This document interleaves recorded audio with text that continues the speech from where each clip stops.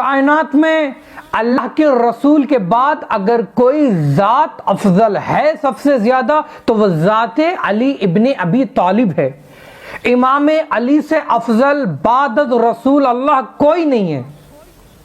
اگر کوئی یہ کہے کہ فلاں افضل ہیں فلاں افضل ہیں اور فلاں افضل ہیں، نہیں، ایسا نہیں ہے۔ ایک واقعہ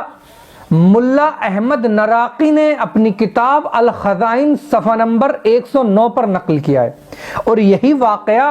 علامہ مجلسی نے بحار الانوار جلد نمبر 47 صفحہ نمبر 400 پر نقل کیا ہے، اور یہی واقعہ احتجاج طبری میں جلد نمبر 2 اور صفحہ نمبر 150 پر بھی نقل ہوا ہے۔ علامہ مجلسی بحار الانوار میں جلد نمبر 47 میں لکھتے ہیں، اور ملا احمد نراقی نے بھی نقل کیا ہے کہ حضرت ابو حنیفہ مسجد کوفہ میں درس دے رہے تھے۔ مسجد کوفہ کے باہر سے امام جعفر صادق کے ایک شاگرد جن کا نام فضیل لکھا ہوا ہے وہ ان کا گزر ہوا۔ انہوں نے دیکھا کہ حضرت ابو حنیفہ اپنے شاگردوں کو درس دے رہے ہیں۔ وہ مسجد کوفہ میں داخل ہوئے اور جا کر بیٹھ گئے اور سوال کیا، کہا کہ اے سربراہ مذہب، میرا آپ سے ایک سوال ہے، وہ یہ کہ میرا ایک بھائی ہے تو میرا بھائی، لیکن وہ مذہب شیعت کا پیروکار ہے، وہ شیعہ ہے۔ آپ مجھے کچھ دلائل ایسے بتائیں کہ حضرت عمر اور حضرت ابو بکر حضرت علی سے افضل ہیں، تاکہ وہ دلائل میں اپنے بھائی کے سامنے پیش کروں اور اپنے بھائی کو مذہب تسنن کا قائل کر سکوں۔ تو حضرت ابو حنیفہ نے کہا کہ تم اپنے بھائی سے یہ کہو کہ وہ کیوں کر حضرت علی کو حضرت ابو بکر اور حضرت عمر سے افضل جانتے ہیں، جبکہ رسول اللہ حضرت ابو بکر اور حضرت عمر کو اپنے پاس بٹھایا کرتے تھے اور حضرت علی کو جنگ میں بھیج دیا کرتے تھے۔ اس لیے کہ اس سے بات ثابت ہو گئی کہ رسول اللہ کو حضرت عمر اور حضرت ابو بکر سے بہت زیادہ محبت تھی، ان کی جان کے حفاظت کے لیے انہیں اپنے پاس بٹھایا کرتے تھے اور حضرت علی کو جنگ پر روانہ کر دیا کرتے تھے۔ ایک مرتبہ جناب فضیل نے کہا کہ یہی دلیل میں نے بھی اپنے بھائی کے سامنے پیش کی تھی، لیکن میرے بھائی نے سورہ نساء کی آیت نمبر 95 سے میری یہ دلیل رد کر دی۔ میرے بھائی نے سورہ نساء کی آیت نمبر 95 پڑھی اور کہا کہ اللہ سورہ نساء میں آیت نمبر 95 میں ارشاد فرماتا ہے وَفَضَّلَ اللَّهُ الْمُجَاهِدِينَ عَلَى الْقَائِدِينَ أَجْرًا عَظِيمًا، اللہ مجاہدین کو قائدین پر یعنی بیٹھنے والوں پر فضیلت دیتا ہے۔ تو قرآن کی اس آیت سے ثابت ہوا کہ حضرت علی ان بیٹھنے والوں سے یعنی جنگ کرنے والا بیٹھے رہنے والوں سے افضل ہے۔ حضرت ابو حنیفہ خاموش۔ ایک مرتبہ حضرت ابو حنیفہ نے کہا کہ تم اپنے بھائی سے اچھا یہ کہنا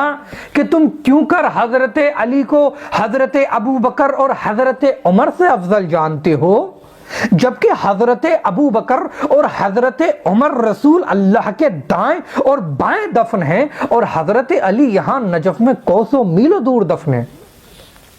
ایک مرتبہ جناب فضیل نے کہا کہ جی اے سربراہ مذہب، یہی بات میں نے بھی یہی دلیل اپنے بھائی کے سامنے پیش کی تھی، لیکن میرے بھائی نے قرآن کی سورہ احزاب کی آیت نمبر 53 پڑھی لا تدخلوا بیوت النبی الا ان یؤذن لکم،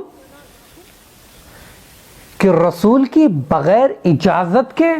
ان کے گھر میں داخل نہ ہونا، اور میرے بھائی نے کہا یہ بات حقیقت ہے اور سب اس بات کو مانتے ہیں کہ حضرت ابو بکر کو، جبکہ قرآن میں اللہ کہہ رہا ہے کہ رسول اللہ کے گھر میں بغیر اجازت کے داخل نہ ہونا، اور جناب فضیل نے کہا کہ میرے بھائی نے کہا اس بات کو سب مانتے ہیں کہ رسول اللہ کی جو قبر ہے ان کے شخصی گھر میں ہے، اور نہ تو رسول اللہ نے اجازت دی تھی حضرت ابو بکر اور حضرت عمر کو دفن ہونے کی، نہ ان کے وارثین نے اجازت دی تھی، تو اب تو اس بات سے تو یہ ثابت ہو گیا کہ حضرت ابو بکر اور حضرت عمر غاسل زمین میں دفن ہیں۔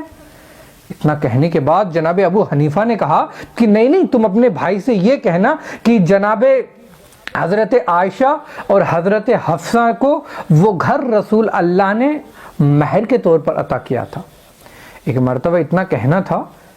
جناب فضیل نے کہا اے سربراہ مذہب، میں نے بھی اپنے بھائی سے یہی بات کہی تھی، لیکن میرے بھائی نے سورہ احزاب کی آیت نمبر 50 پڑھی، یا ایھا النبی ان احللنا لک ازواجک التی آتیت اجورہن،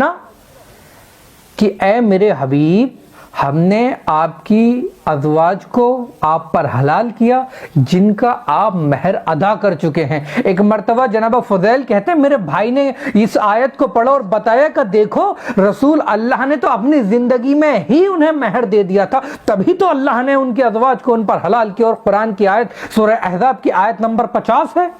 حضرت ابو حنیفہ خاموش، اب کیا کہیں؟ ایک مرتبہ کہنے لگے اچھا سنو، تو اپنے بھائی سے یہ کہنا کہ وہ گھر رسول اللہ کی، چونکہ جو ازواج رسول ہیں جناب عائشہ اور جناب حفصہ، حضرت عمر اور حضرت ابو بکر کی بیٹیاں ہیں، ارث کے طور پر یعنی وراثت میں رسول اللہ کی وفات کے بعد وہ گھر ان دونوں نے لیا اور اپنے والدین کو دے دیا، بخش دیا۔ اتنا کہنا تھا۔ جناب فضیل کہتے ہیں اے سربراہ مذہب، میں نے بھی یہی دلیل دی تھی، لیکن ایک مرتبہ میرے بھائی نے کہا کہ تم لوگ تو اس بات کے قائل ہو کہ نبی نہ تو نبی کے مال کو کوئی وارث ہوتا ہے، نہ نبی کسی کو وارث بناتا ہے، بلکہ وہ تو صدقہ ہوتا ہے، تم لوگ اس بات کے قائل ہو، اس لیے کہ جب شہزادی دربار میں اپنا حق مانگنے کے لیے آئی تھی تو حضرت ابو بکر نے یہی تو حدیث سنائی تھی کہ نہ نبی کسی کا وارث ہوتا ہے، نہ نبی کسی کو وارث بناتا ہے۔ ایک مرتبہ جناب فضیل کہتے ہیں کہ میرے بھائی نے کہا کہ اگر یہ بات مان بھی لی جائے کہ حضرت عائشہ نے اور حضرت حفصہ نے وہ گھر ارث کے طور پر یعنی وراثت میں لیا تھا، تو اس وقت جب رسول اللہ کی وفات ہوئی تو 9 ازواج تھیں، اگر وہ گھر 9 ازواج میں 8واں حصہ تقسیم کیا جائے، دیا جائے، تو 2 یا 3 بالش زمین آئے گی، نہ کہ ایک شخص کی طول کے برابر زمین آئے گی۔ جیسے یہ دلیل جناب فضیل نے دی، یہ بات کہی، ایک مرتبہ حضرت ابو حنیفہ غصے میں آئے، آنے کے بعد کہا کہ اس شخص کو مسجد سے باہر نکالو۔ اپنے شاگردوں سے کہتے ہیں نہ اس کو کوئی بھائی ہے، بلکہ یہ شخص رافضی، یہ شخص خود رافضی ہے، یہ ہمارے مذہب پر نہیں ہے۔